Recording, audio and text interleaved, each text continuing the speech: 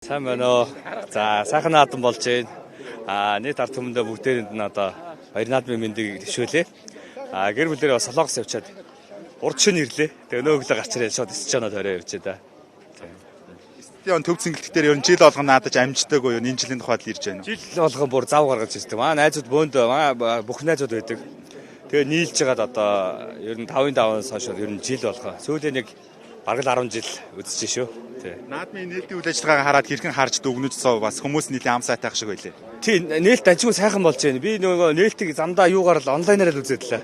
Тий, энэ жил гоё болж илээ. Тэгээ манай би бас хамгийн гоё баярлсан юм нөгөө бидний нөгөө хийсэн хэрмэл жүжигтэй киноны маань саундтрак бас энэ наадмын нээлтээр ихшгэлсэн. Манай мөвжи маань өөрийнхөө дууг дуулсан байгаа. Монгол цэвэг гэдэг дуугаа дуулсан байгаа. Тэрийг хараад бас их багшчихлаа. Энэ наадмын гоё болж байна.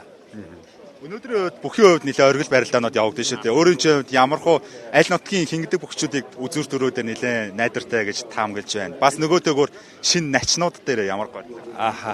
Энэ жил бид нар нөгөө жил болгон найзуудаараа ирээд бүгд хоорондоо таавар тавьдیں۔ Тэгээ хоорондоо уралдуулт. Тэгээ хинийх нь бүх одоо хамгийн өндөр давах нь гэж одоо хоорондоо уралддаг байгаа. Тэгээ энэ жилийн хувьд бол би одоо Батсуур аваргаагаар тэмцэхээр ирсэн. Энэ жил одоо дарахлах байхаа л гэж бодож байна. Өөрөө чи таавар нь хэр мэрэгэн байдаг бол. Ер нь би нэг нодлон урсгалынхаа билег төрүүлсэн юм аа. Нодлон зүрхцээ тэгээд одоо энэ жил үзэндээ гэдэг. Тий. За баярлалаа. Монгол түмэндээ мэдчилгээд төшөөлөд өгнө.